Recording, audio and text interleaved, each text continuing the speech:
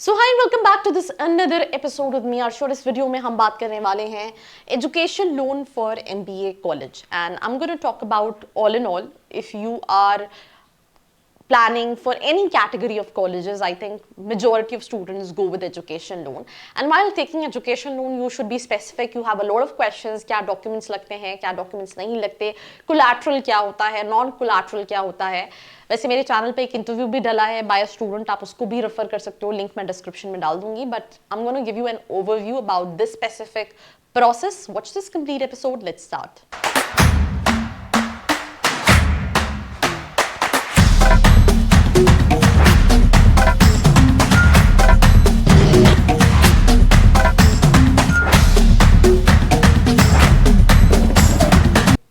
So welcome back to this episode. We're going to talk about this, that सबसे पहले how to apply for education loan. Education loan आपको मिलता कब है? जब आप किसी कॉलेज का ऑफर लेटर आपके पास आया, आपने जो फर्स्ट टोकन, कई कॉलेजेस 1.5 लाख रुपए मांगते हैं, कई कॉलेजेस 2 लाख रुपए मांगते हैं, कई कॉलेजेस 50,000 रुपए मांगते हैं। जब आप वो पे कर देते हो तो they give you admission letter, और उस लेटर के बेसिस पे you can apply for education loan. जब आप एजुकेशन लोन के लिए अप्लाई कर रहे हो तो सबसे पहले आपको रिसर्च करनी है interest rate, because you have to repay. Repayment options क्या हैं और प्लान क्या क्या हैं। ज्यादा प्रेफरेबल ये होता है दैट जिस बैंक के साथ आप आपका अकाउंट है, आपके पेरेंट्स का अकाउंट है, वहां पे चीजें इजीली हो जाती है। तो अगर आप वहां पता करोगे तो it's always better. Now eligibility criteria में एज क्राइटेरिया, कॉलेज का क्राइटेरिया, और अगर आप नॉन कोलैटरल के लिए जा रहे हो तो आपके पेरेंट्स का 3 साल का आईटीआर लगेगा। कई केसेस में क्या होता है कि फार्मर होते हैं, उनके पास आईटीआर नहीं है, तो फिर कुछ ना कुछ कोलैटरल रखना पड़ता है। विदाउट कोलैटरल नहीं मिलता। विदाउट कोलैटरल मिलता है based on ITR 3 year required, right. Last 3 साल का आईटीआर क्या है उसके बेसिस पे।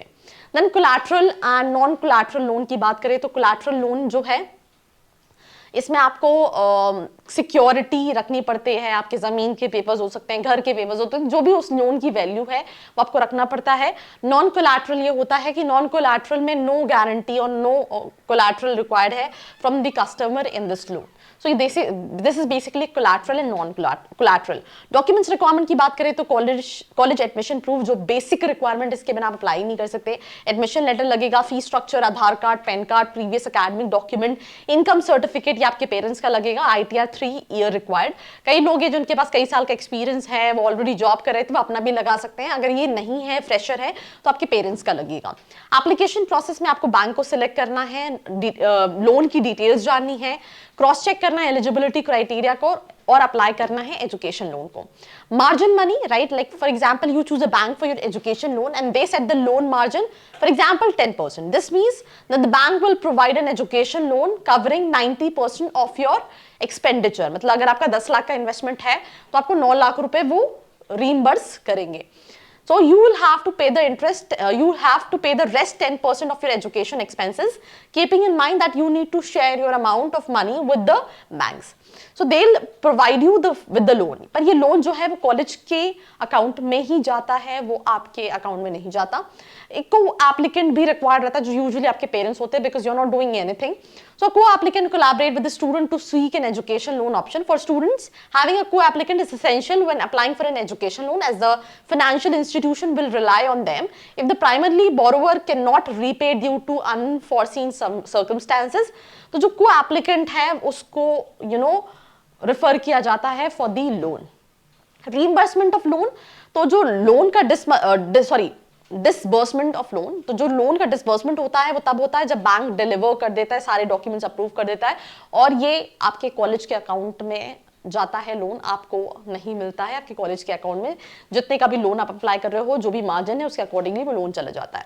तो आपको बिल्कुल कंफ्यूज नहीं होना बैंक लोन सेक्शन लेटर से और डिसबर्समेंट से, ये दोनों कहीं ना कहीं अलग है। Loan section guarantees your loan has been approved. जो लेटर है वो गारंटी ये करता है कि आपका लोन अप्रूव हो गया है। रीपेमेंट की जो ईएमआई है वो यूजुअली आपके एमबीए कंप्लीट करने के 12 महीने बाद स्टार्ट होती है, जैसे यहाँ पे मेंशन है, और कई केसेस में after the completion of the course of 6 months भी रहती है। तो डिपेंडिंग अपॉन जो आपका बैंक के टर्म्स एंड कंडीशन है वो आप रीड आउट कर सकते हैं। व्हिचएवर इज अर्लियर और student and the scholar loan schemes, ठीक है। देन इसके बाद अगर हम बात करें तो सिंपल सी चीज़ है, कुछ और चीज़ आपको समझने की ज़रूरत है। बैंक्स में भी गवर्नमेंट बैंक ऑप्शंस ऑब्वियसली ज़्यादा प्रेफरेबल है बिकॉज उनके इंटरेस्ट रेट जो है वो काफ़ी कम होते हैं। प्राइवेट बैंक में इंटरेस्ट रेट ज़्यादा होते हैं, पर आप सारी टर्म्स एंड कंडीशन जान लो तो वो बहुत बेहतर है। एक और चीज रहती है कि अगर आपका लोन का अमाउंट बहुत कम है तो आपको इजीली नॉन कोलैटरल मिल जाता है, बट अगर आपका लोन का अमाउंट ज्यादा है तो कुछ ना कुछ कोलैटरल रखना पड़ता है, कुछ ना कुछ गिरवी रखना पड़ता है, ठीक है। एंड अगेन नॉन कोलैटरल के लिए कई स्टूडेंट से पूछते हैं मेरे फादर का ITR नहीं है, तो फिर उस केस में लोन नहीं हो पाता है, राइट। और डिटेल में भी डिस्कशन करेंगे when we will be interacting with the student on this specific topic. So watch for that, subscribe to the channel, like, share and follow. I hope you liked this video. For more such videos, keep watching our channel. And do not forget to like, share and subscribe.